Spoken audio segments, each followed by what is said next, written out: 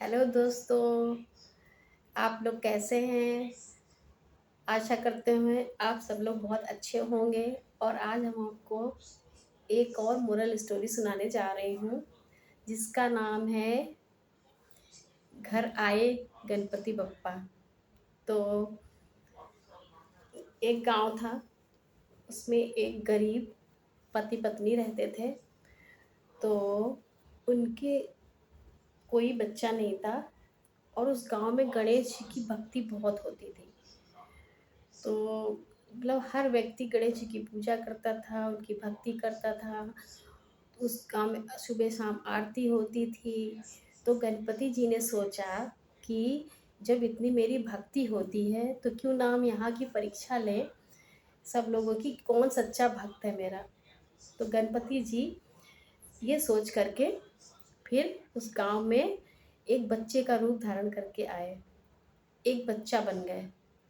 और बच्चा बन करके वो मंदिर की सीढ़ियों पर बैठ गए, और मंदिर की सीढ़ियों पर बैठ गए और अपने पैर में चोट लगा ली। फिर मंदिर में जितने भी लोग आ जा रहे थे, तो सब बच्चा कह रहा था मुझे चोट लग गई, मुझे चोट लग गई, मेरी मदद करो।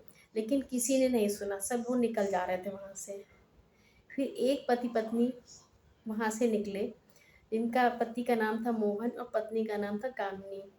तो दोहन मोहन और कामिनी दोनों निकल रहे थे, तो उन्होंने बच्चे को देखा। तो मोहन तुरंत जाके बोला कि क्या हुआ बेटा, तुम्हें चोट लगी है? तो उसने बताया हाँ मुझे चोट लगी है। तो उन्होंने कहा चलो तुम्हें डॉक्टर के ले जाते हैं और मरहम पट्टी करवा देते हैं। तो बोला मेरा तो घर भी कोई नहीं है, मेरे कोई नहीं है इस दुनिया में, और मेरे पास कोई घर नहीं है। तो उनकी पत्नी बोली चलो हमारे पास कोई बच्चा नहीं है, चलो यही अब बच्चे को अपना बच्चा बना लेते हैं। फिर वो लोग उसको हॉस्पिटल ले गए, उसकी मरहम पट्टी कराई, उसको अपने घर में रख लिया और उसको अपने बेटे की तरह रखने लगी। और बहुत प्यार से रखती थी, बहुत ही लाड़ से प्यार से दुलार से। उनको उनकी इच्छा पूरी हो गई बच्चे की। फिर इसके बाद एक दिन गणपति ने कहा कि चलो इनकी परीक्षा लेते हैं। तो पहले तो जब उनके घर गया तो उसको लगी थी भूख, और उसको बहुत तेज भूख लगी। तो गणपति को तो मोदक पसंद है, ये तो आप लोग भी जानते हैं। तो गणपति जी ने कहा माँ मुझे, गणपति जो बच्चे के रूप में थे उस बच्चे ने कहा माँ मुझे मोदक खाना है। तो उसकी माँ ने कहा अभी बनाती हूँ। उन्होंने कहा गणपति के लिए बना लेती हूँ और बच्चे के लिए बना लेती हूँ।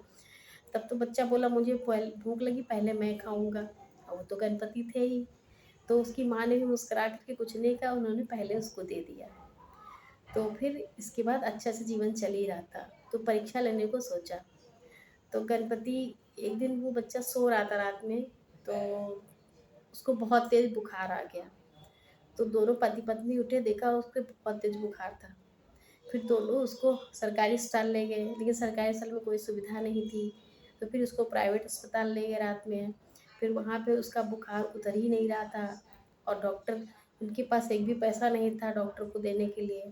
तो डॉक्टर ने बोला कि पहले का पैसे का इंतजाम करो, तब इलाज शुरू होगा। फिर वो बच्चा बहुत तेज बुखार से तप रहा था। फिर दोनों पति पत्नी घर आए। तो पति ने कहा मेरा मंगलसूत्र बेच दो, और इससे पैसे जो मिले उसका इलाज करा दो।